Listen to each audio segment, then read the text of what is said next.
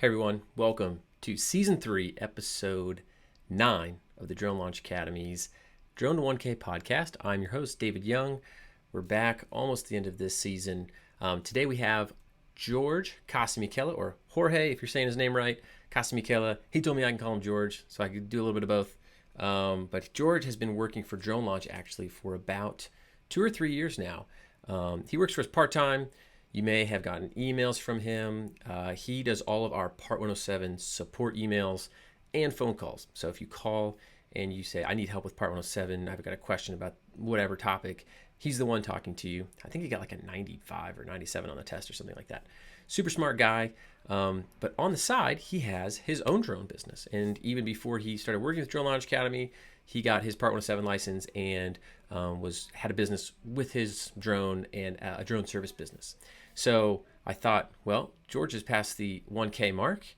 Who better to talk to than someone who you might already know and share his experience, again, doing this on the side, kind of being a part of the drone world from each end. So today we're going to hear from George on the podcast. So if you listen to this and you enjoy it, if you email support@dronelaunchacademy.com, he's usually the first one to see that. So you can shoot him a what's up or a hello and tell him what you thought of the podcast and of his story if you're listening.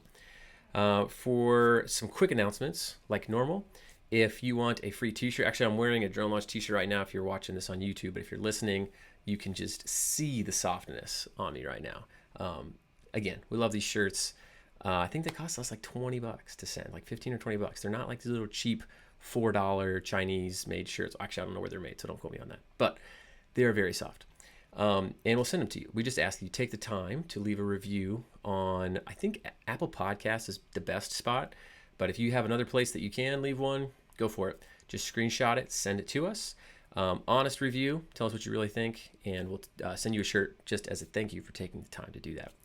Also, if you want to win a free coaching call with George, where he can share with you in more detail how he's gotten to where he's gotten, or just pick his brain or get advice, you can do that through our one question quiz survey thing.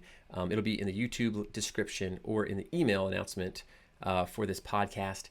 And answer one question, you're entered to win a coaching call with George, a mug, a t-shirt, a hat, or a free Drones 101 course. So again, super simple, just a little reward for listening. You have to do that within the first week of the podcast being released to get in there. So really been enjoying the coaching calls so far. We're actually going to start releasing those. We've done a coaching call with each podcast guest and one of the listeners for that podcast. And it's really cool to see what people are asking, because they're asking things that maybe I wouldn't think of to ask as the podcast host, talking real specifically about the problems and details in their business. So it's been really fun for me to kind of be a little bit of a fly on the wall for those conversations, and I'm excited to publish those as bonus episodes in between Season 3 and Season 4. So get in on that. Also, another special thing we have, if you use the promo code just podcast, all one word, podcast, and go on our site, we have Drones 101, we have Mavic Mini 101, and we're almost done with our brand new course, Mini 2 Mastery. It's going to be on the new DJI Mini 2 drone that came out, and it's like an ultimate, where the Mavic Mini 101 and Mini 2 Mastery are essentially like ultimate user manuals that are very easy to understand. So we've recorded videos on literally every feature on the drone. We give you flight exercises. We show you all the different ways you can use the controller, all the different video settings, how to register your drone. Like if you bought that drone and you're like, I don't know what I'm doing, and I want to know everything about how to use this drone to its full potential, this is what the course teaches you. And then Drones 101 is just like a really good primer on all drones, the drone industry, the potential job applications, the sensors, the motors, how it all works, just kind of like a really good overview of drones in general if you're not as familiar with them. So if you use the word podcast anywhere, so if you go find those, you go to checkout, they're normally like $50-ish, I think. If you use the word podcast, you can get them for $1, just $1. No like ploy or anything. We don't try to like upsell you a bunch of crap. You just get it, and then the course is there and you have it. So it's just a thank you for listening to the podcast and for being a part of the journey and just being supportive. So I really appreciate it. I think that's everything I have in the way of announcements. If you're like one of the people who like listens to this as it comes out, quick insider tip, we're going to be reopening, I guess it's technically always open, we're going to be doing like a big promo discount thing on our Drone to 1K course coming up here in don't quote me, maybe a few weeks, maybe a month, whenever I can get my act together and finish up a few things. We're adding, so we have some new instructors that we're adding some lessons, and so I'm really excited to add to the course and kind of re-release another version of it, and we're going to kick that off with a big discount too. So if you've been waiting to get in, this may be your opportunity to get in. Usually they go on sale for about 4 days. That's like kind of like our general timeline. So just be on the watch for that. Just wanted to give you advance heads up. That's all. So I will go ahead and let's get to the podcast episode with Jorge Casamiquela. All right, everyone, welcome to the Drone to 1K podcast, season 3. Today with me in the podcast studio, we have Jorge Casamiquela. George actually works for Drone Launch Academy. You've worked for DLA for, I don't know, 2 years? 2 years now? Yeah, 2 years. Just about, yeah. And so George originally actually followed us on Instagram, I think, right? Yeah. And we posted some picture about our office, and you're like, hey, I'm in Orlando, which is like 45 minutes away. Yeah. If you ever need, if you ever need help or whatever, let me know. And I was like, oh, okay, whatever, that's cool. And then, gosh, what was it? A couple months later, maybe, I hit you up and I was like, hey, do you want to do a small project for us? You did that, and then it kind of fizzled out. But then we had someone leave, and I needed someone to fill their spot, so you came on board.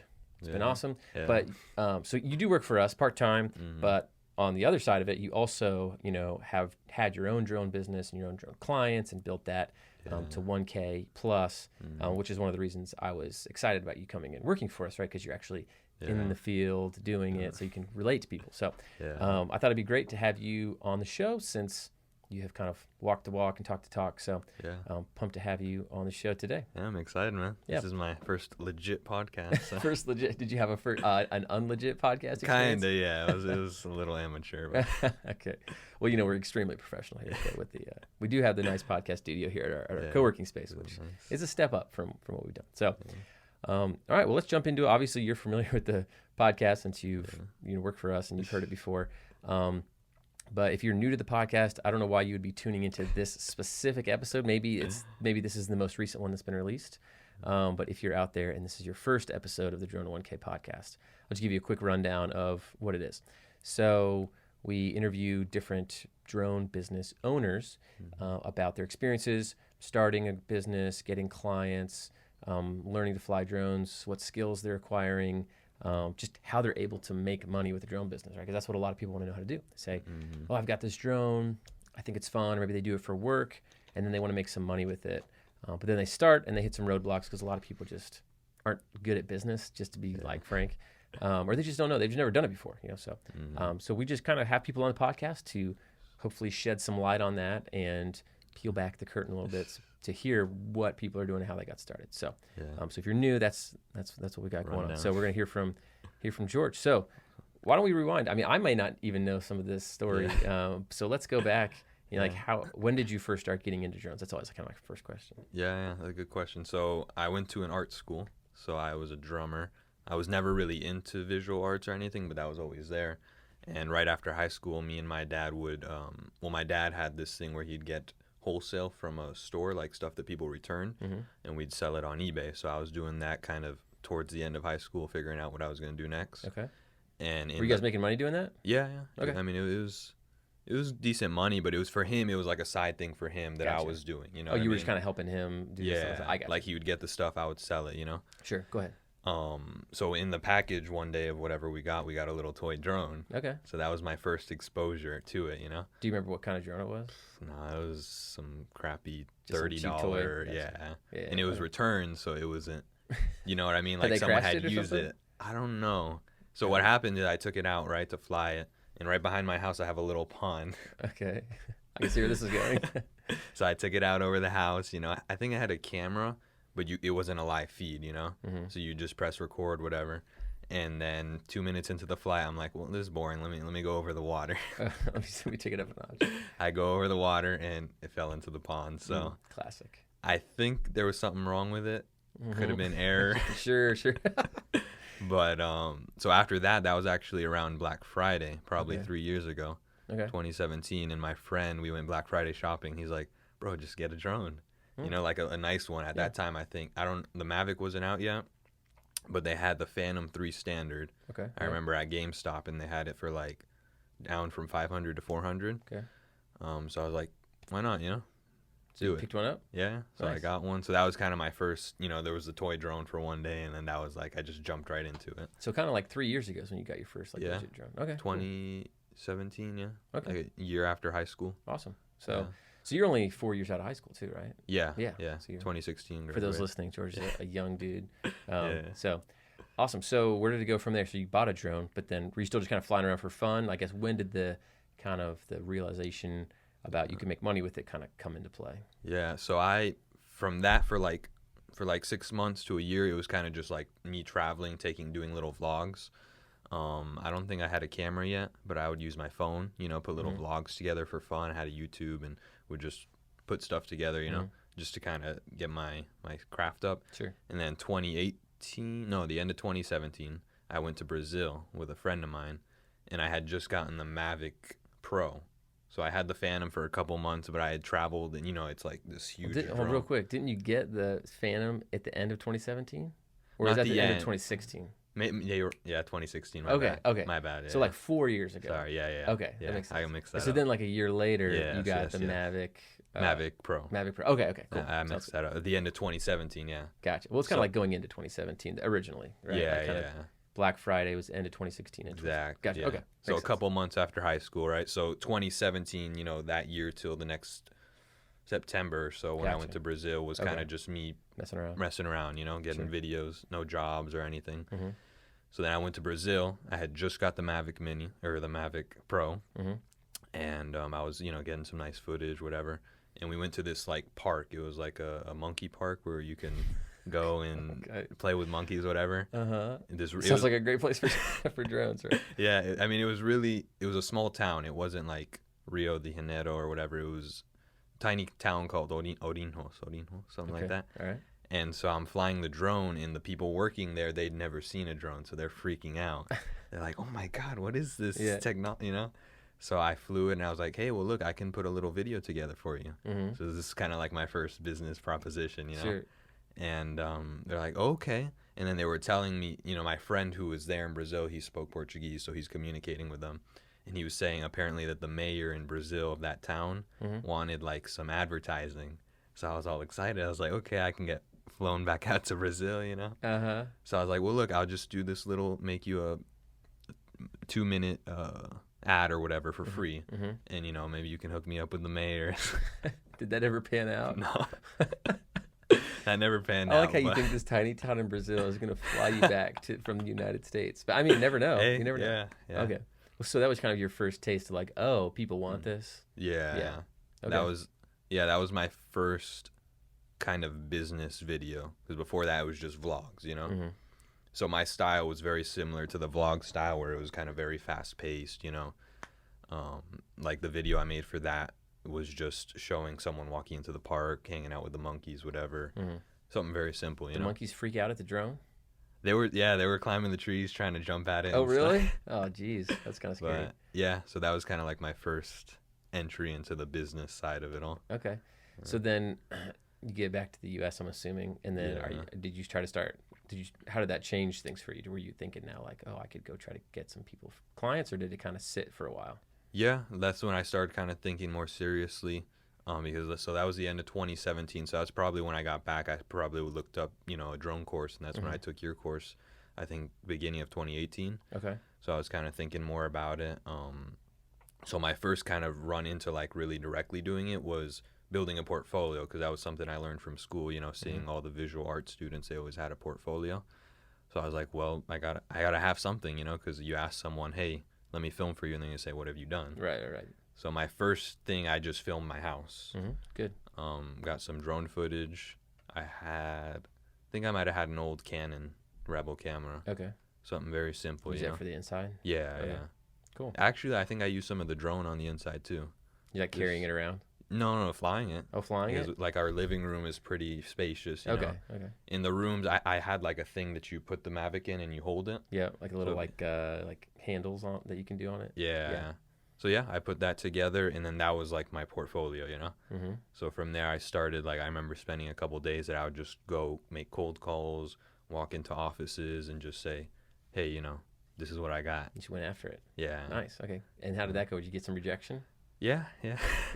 Were you? Did you have any, now? Do you have any type of sales background? Because I typically when I hear people do that, they're at least have some type of background where they're comfortable just like walking up and talking to people. Because Yeah. like a normal person would be like terrified to do that. I mean, like Yeah. I've been a business owner for several years, and that would still kind of like give me some butterflies to be like, oh, I don't want to do that, you know. That's a good question. So, do you have any like sales background? Not really. So my first job out of high school was working at a fish store, but I was doing it was kind of connected to that online eBay sale. So I was in the back. I wasn't in the sales floor. So I really didn't. I think for me, because I'm a very I'm introverted, so that would seem kind of weird for me. Yeah.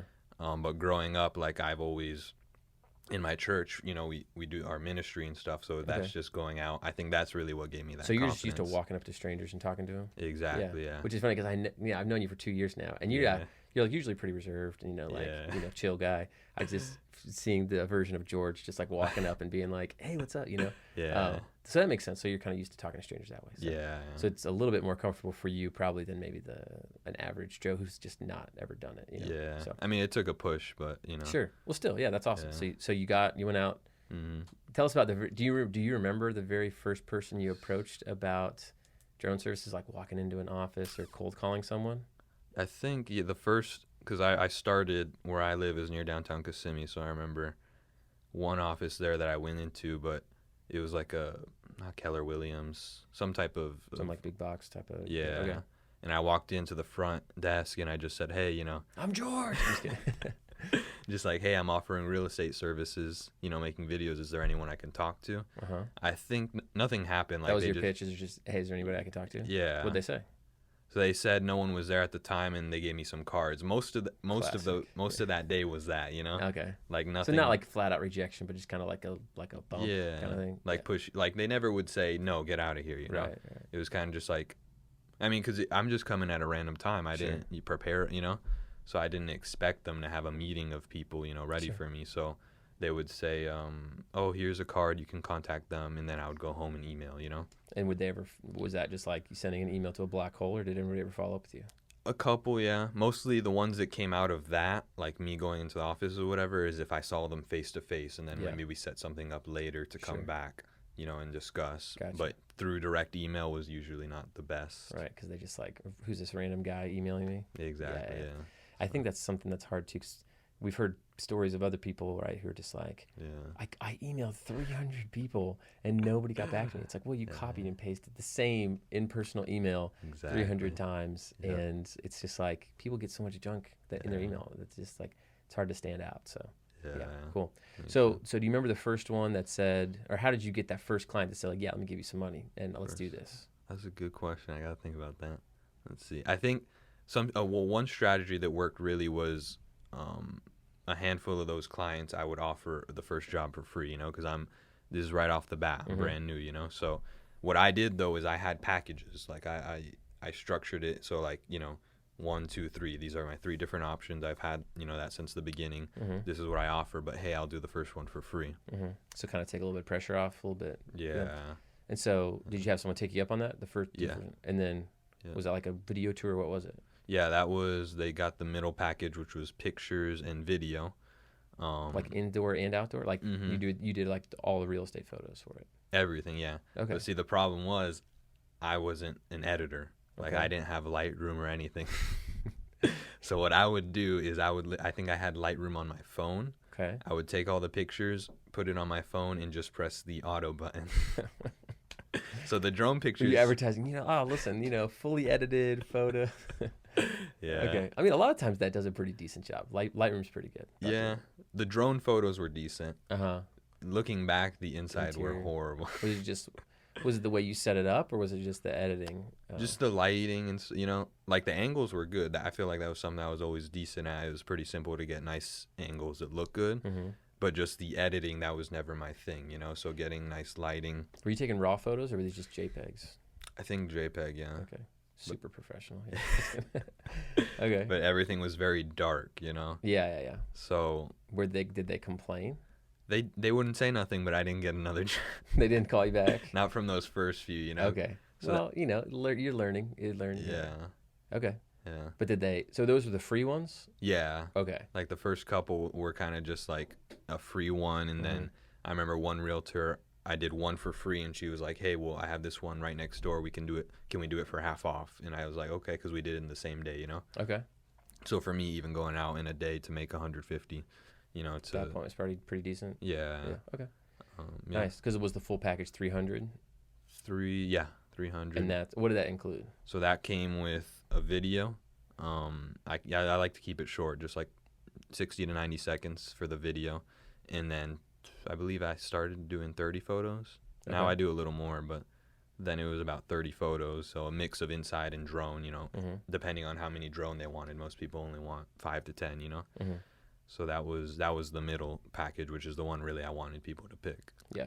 And what was like the top package? The top was not that much different. Like, I put this off of based on YouTube videos I saw. Okay. So it was like $450, and the only difference was I would do it at what they call that, golden hour. Yeah.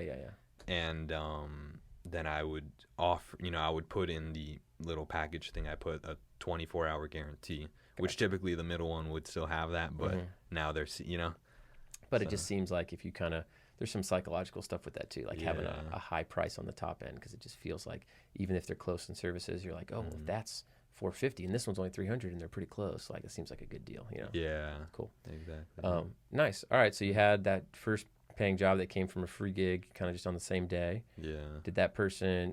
Where did it go from there? So from there, it was kind of just like I didn't do a whole lot of the cold that day when I was walking into office. I didn't do a whole lot of that. But that was kind of just me jumping in the pool to get comfortable, sure. with the business aspect of it.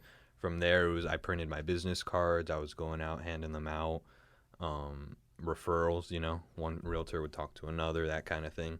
So at first it wasn't, like I said, since my editing wasn't so great, I had a lot of different clients, which understandable because I wasn't really editing, So what really changed it there is when I got someone to do the editing for me. When you said you got a lot of different clients, what do you mean? Like the first couple they weren't coming back because my editing wasn't so. Oh, you're saying you're having to like go get more and more new clients because people aren't returning because your stuff wasn't that good. Exactly. Okay. So that for me at that point, for 6 months or so was like building my portfolio. Sure, and just kind of getting better, probably. Yeah. Okay. Cool. Yeah. And then you found someone specifically to do editing for you, or did you learn it yourself? No, I never really learned. I just had a good friend who I would kind of have them do the work, pay them. Gotcha. Now I have an editor who's in India, so it works better because then they work in the day for them, which is night for me, right? Sure. So I film the job, send it over, they're working on it in the morning, it's done. Are they editing the video? Not the video, photos. Oh, photos. Gotcha. Videos, I still do videos. Okay, so you can edit your own videos. Yeah. Cool. Videos. Yeah. And then talk a little bit about how did you find that person in India? It's just like a service or what? Yeah, I just went online on Google, put editing photos overseas, and they just came up. They had a nice website, Artelona or something like that. What is it called? Artelona. Okay. I believe Artelona. And I emailed them, and it was very quick, the communication. They're like, yeah, just send us the job. You send them a Google Drive link. They edit it, and the next morning they send you Dropbox. And sweet. How much is it expensive, or what's the pricing like? No, it's like per photo, Yeah. So depending on however many photos you're sending them, let's say like typically $1 to $2 per photo. Okay, so but for like a full job, let's say you're 30 photos, that's like $30. Yeah. Which what if it's like 300? Well, how much do you charge just for photos? Typically, I really. Or do you just only do both? Gotcha. Usually, the other day I did actually do just photos, so I charge $150 for 30 photos. Gotcha. And then, so I mean, if it was $30, 30 photos, that's like 20%. I mean, but just it's all right. I mean, at least you're not, especially if it's not something you like doing. Or yeah. I mean, now I've got Lightroom now because Oh yeah. Well, we'll talk. Yeah, we can get into that in a second. Yeah. So that's hopefully something I'll get better at. Yeah. So George is alluding to something. So I don't know if you guys are familiar. If you've been listening to this podcast, we actually started a course or a program at Drone Launch Academy called Drone to 1K. This is not going to be like an ad for the program or anything, but just to help give you some context. And we teach people how to start drone businesses, right? So we've partnered with a couple former podcast guests, some of the ones that were kind of doing 6 figures with their drone business, and then an accountant and an SEO person and a Google Ads expert. and you kind of bring all these experts together to teach you kind of from scratch how to start a profitable drone business that makes at least $1,000 a month. That's kind of the goal. So with that, a while back we started, and I say we, I mean just me at Drone Launch, started a company, a drone company to test things out, right? Because hey, we're teaching people stuff, and I wanted to learn more and test things out on the marketing, the business development side of things.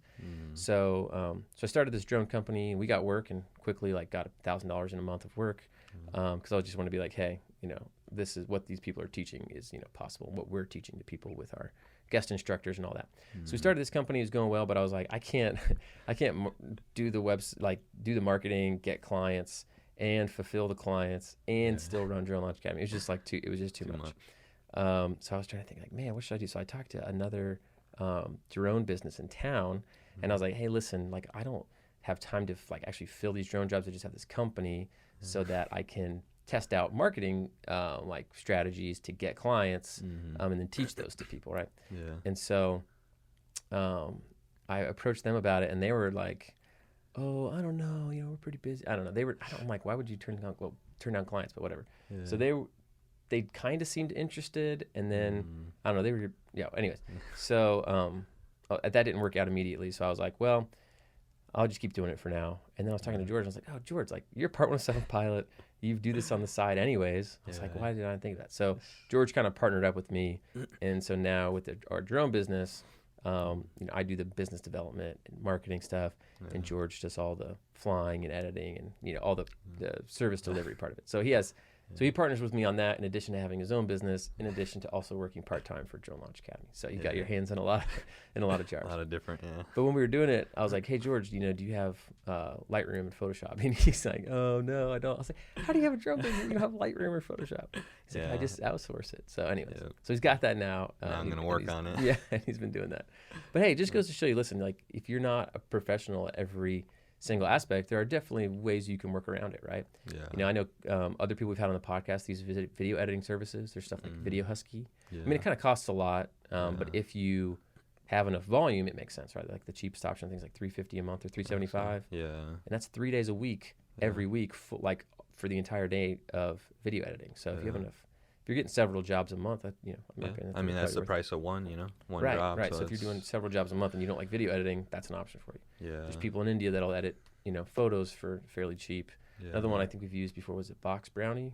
Yeah. Brownie I think Box, they're from Box Australia. Brownie. Yeah, there's another one. I think it was slightly more expensive, but they do some pretty decent stuff. So there's some options out there, if you aren't good at everything, you just want to fly the drone. So, cool. Anyways, just wanted to put that caveat out there and give you a little backstory as to why George is talking about why he just now is getting Lightroom and Photoshop. So cool. All right, well let's dive back into your story here. So you got some initial clients, kind of put your packages together, you built your portfolio, kind of just keep taking us on your path. Like where did it go from there? Yeah, so it just kept growing. It wasn't just real estate. It was different things. I at first, based on the stuff that I had done, in my vlogs, whatever, I would, I was trying to get some ads to do weddings, Now, weddings are good money, but that's just a whole nother beast, because it's like a lot of people typically will just do weddings, because it's a different thing, because you're with people, So for me, I always preferred the real estate side of things. You don't have to talk to people. Exactly. But I mean, it wasn't, those were mostly like friends and friends of friends, Yeah, like someone you had some connections to. Yeah. Which, honestly, especially when you're first starting out in an industry, it's probably going to be that no matter what, you know what I mean? Yeah. Yeah, that's the way. Now, were you doing photographs and video and all that stuff for the wedding? No, for wedding, it was just video. But you were doing video on the ground as well as drone video. Yeah. Okay. Just everything video. But I'd keep it very short. A lot of people make an hour-long wedding video. I did 6 to 8 minute highlight reel. That's it, because you're not gonna sit back. I mean, I haven't been married yet, so but I don't think you're gonna. You can't imagine watching an hour-long wedding video. And people want to share it on social media, whatever. So something short, I got a good amount of those, which that was always, $800 package. That's plenty for a week. So you can just focus on that. So you would sell like a package at $800, and that was like when you were just closer to the beginning of your stuff too, right? Yeah. I mean, my packages... At least for wedding videos. Yeah, for wedding, yeah. I mean, my packages haven't changed a whole lot. Like, the first wedding I did was some friends, good friends I knew, so I showed them my packages, and they kind of were... backed out a little bit, which my packages compared to typical wedding videographers. Oh, wedding videos can be crazy thousands. expensive. Yeah, I mean, there's no ceiling, but I would say typically Yeah. people are paying at least $1,000 to $4,000, $5,000. Definitely, yeah. So, you know, 600-700, which is a big chunk of change, but compared to that, it's not bad, you know. Sure, for sure. Even though I'm just starting out, whatever. But so, anyways, I ended up giving them a discounted price, you know, and that was kind of like my first official wedding, you know. Mm-hmm. And then from there, it was like, okay, well, now I have something under my belt that look, I did this, you know. Sure, it's a little bit of a confidence boost too, you know. Somebody paid me for this, you know. Yeah. You're like, okay, and they liked, you know, they loved it, and so it makes you feel more confident because, like, oh, I'm decent at this. You know? I don't suck that bad. Yeah. Awesome. So, did you do more weddings? Some. That's probably like the least of what I did, you know. Mm-hmm. But I definitely did, you know, do a handful. I just really tried to focus on real estate though. Okay. But you know, this is kind of gonna make sense as to why I didn't do more editing, because a lot of my clients I'd have like bigger clients where I would just film for them. For example, one company I found on Craigslist, I think, was based out of California, called Lemon Light, and they would shoot production videos all over the U.S. So a lot of times they just wanted someone just to go out to whatever it was. They'd have a whole team, and I would just be the drone guy. Okay. You know, so like one time I went out to, I don't know what city, but like this big old farm area, and I was there and I was just doing the drone. Gotcha. Just getting drone footage as much as I could on site, maybe 2-3 hours. They paid for a hotel. It was like $350 for the gig. I mean, it was good, you know, good money. So different clients like that, where it was like I would just film, give them the stuff, and they do what they want. Yeah. You know? So kind of like bigger operations where they just need you as like just the drone piece. Yeah. Which I feel like that's a little bit harder to find sometimes, or people, I feel like a lot of people look for that and want that, but they sometimes have a hard time finding it because realtors or people like that, they want like more of a full package. It kind of seems like that. So So how did you said you just found that on Craigslist? Yeah. You just kind of glossed over that. Why don't you talk about that a little bit more? Yeah. At first like I said, all my knowledge really came from YouTube. So Okay. whatever video I saw, you know, someone said, hey, go to Craigslist, you know. And I would kind of, you know, you can put a keyword in, you know, so I put drones, and then I have it send emails to me. So every time there would be a new job in my area that had a drone keyword, I get an email. Oh, gotcha. I still do. Yeah.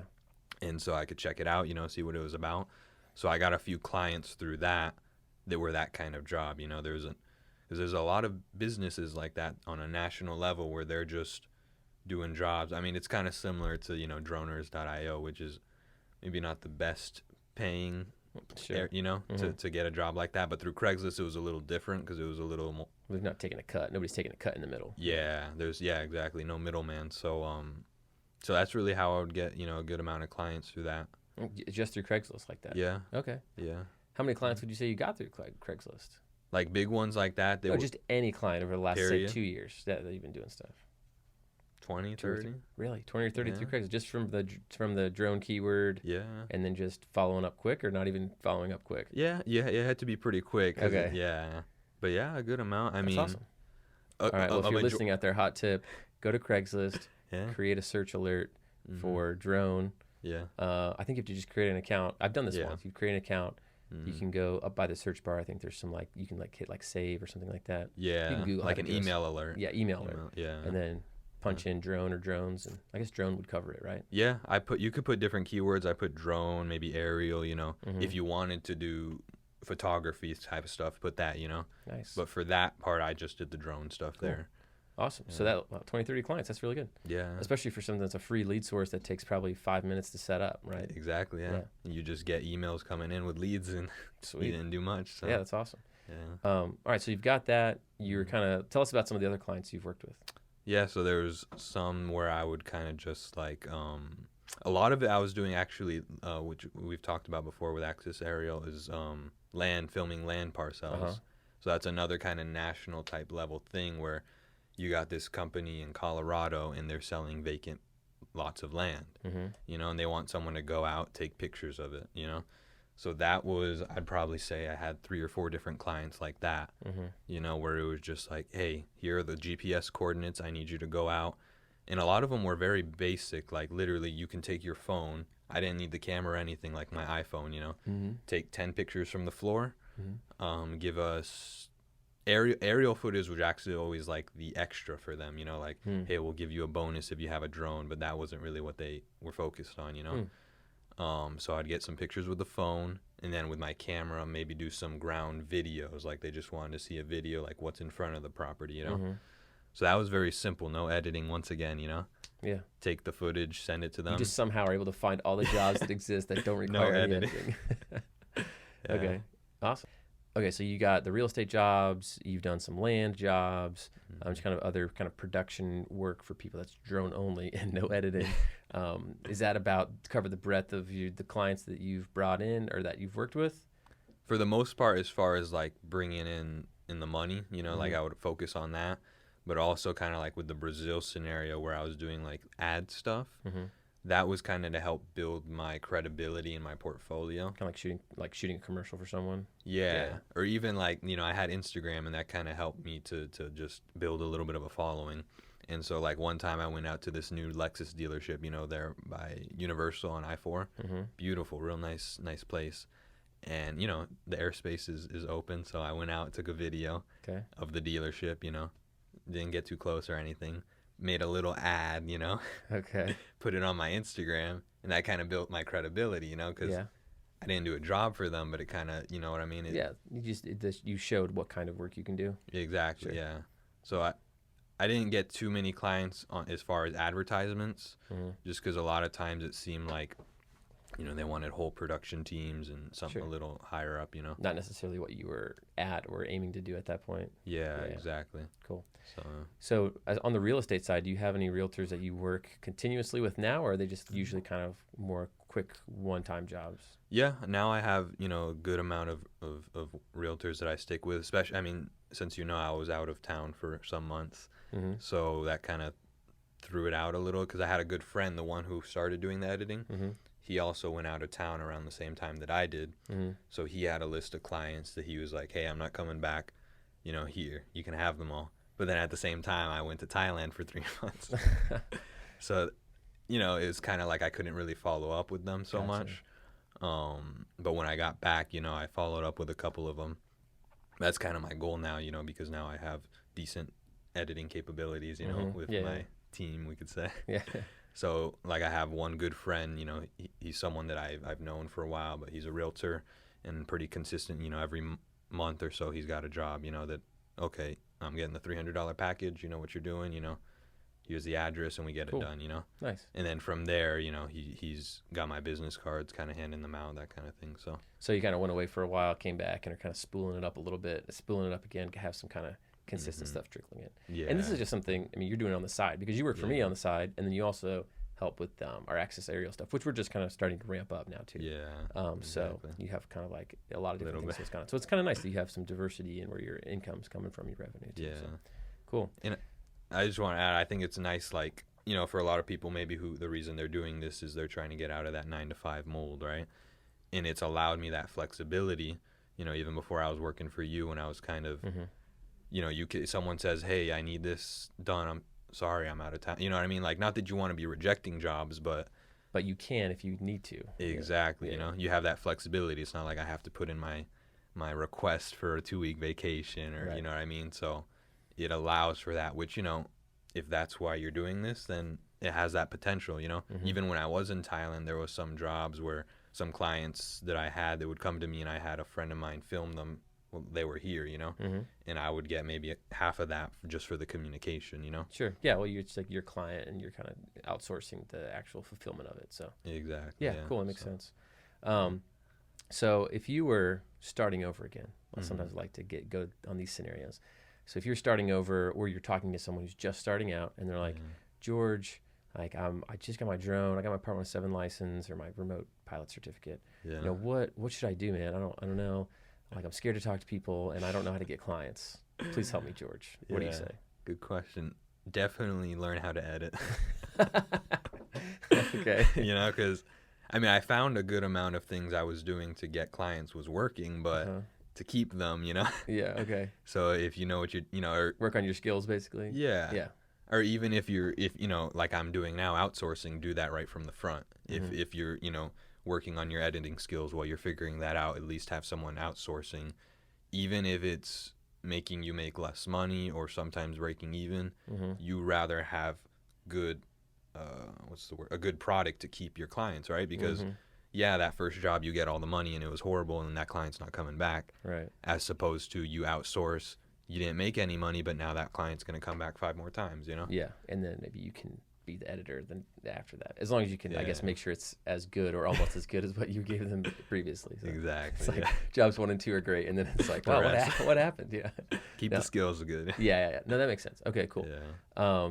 And then so that's kind of like on the keeping clients side of things. Yeah. I guess on the getting clients, you had I feel like a good suggestion with the Craigslist alerts, but any other, if you were going to do it over again, would you still go try to walk into offices and talk to them, or were you kind of like, that wasn't that fruitful? I think I would, based on what I've heard, from other people, from the course and different podcast guests and stuff. Like, I just never had the time to go back and do this, but like the idea of going into a real estate office, being more professional and setting up some type of meeting, Mm-hmm.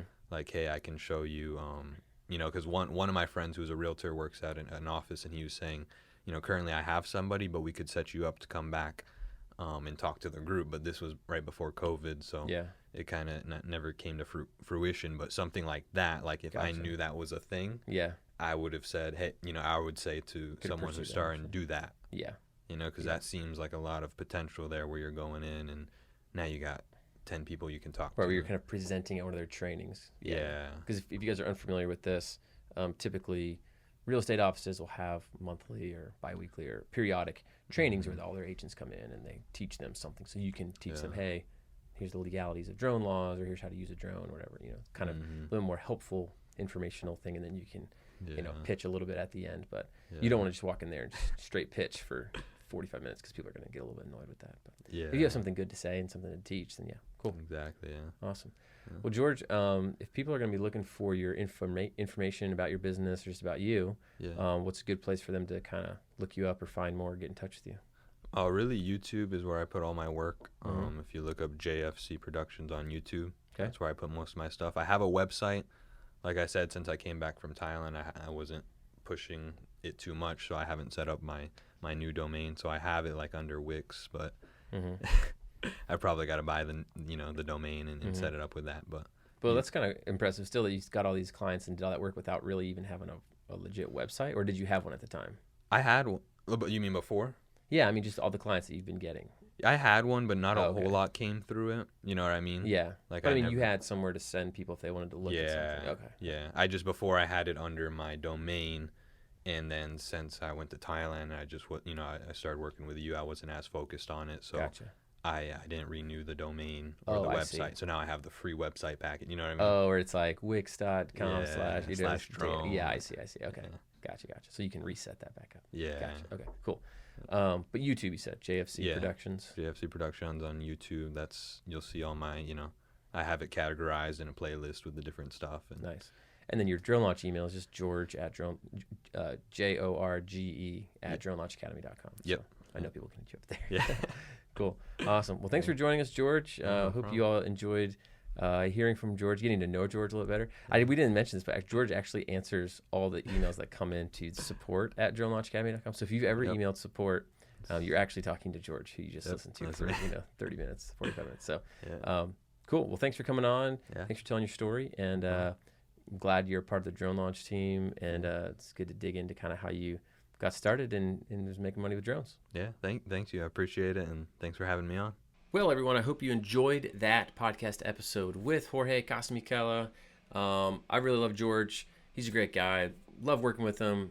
He's a hard worker here. He's creating a lot of the new courses that we're putting out, these mini courses. So the Mini 2 Mastery, George worked really hard on that. The Mavic Mini 101 course, George really diving into these drones, making these good resources for you all, and sharing a lot of insight from how he started his business, what he does, and how he built it. And so I hope you appreciated that and got some good information out of that podcast. Again, if you want to say hey to George, if you email us support at dronelaunchacademy.com, that goes, it goes to like our Zendesk, ticket service thing. But George is the one who checks those first. So he'll see those and he can reply to you and say what's up.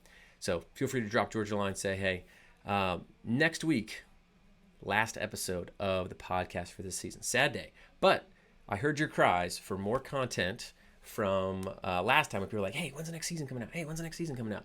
And so we got those bonus episodes I mentioned at the very beginning of this podcast. We're doing the coaching calls and all that. So if you want to get a coaching call, remember, go to the link that was in the email that announced this podcast, and you can fill out that one question to get in on a free coaching call with George and win some other swag.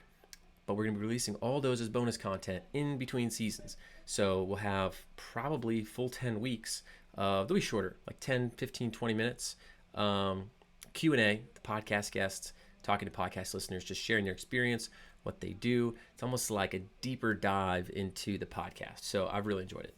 So we'll have that, and then we'll come out with season 4 whenever we're done recording. I think we've got 5 episodes recorded now, 5 or 6 as of this moment.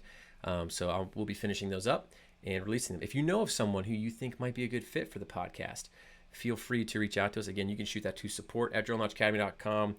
George can take a look at that, and we'll let you know. And we're always looking for good guests. If you're past that 1K mark, if you've started a business, if you make $100,000 with drones, that's great. If you make $1,000 a month, that's cool too. If you've got a good story and other people can be inspired by that, or you're in a unique industry or anything like that, we want to hear from you and have you on. I'm really excited because we have someone I think who's like, hey, I started listening to your podcast, and then I started a drone business, and now I'm at 1K, and can I come on? And I was like, oh, that's awesome. So someone who listened to the podcast, implemented stuff, and is now at the point where they qualify for the podcast. So we brought them on for season 4. I'm excited to share some of that stuff with you. It's just going to be good. So thanks again for listening. Remember the promo code podcast for some of those other goodies I mentioned at the beginning of the episode. Love you guys. Take care. See you next week.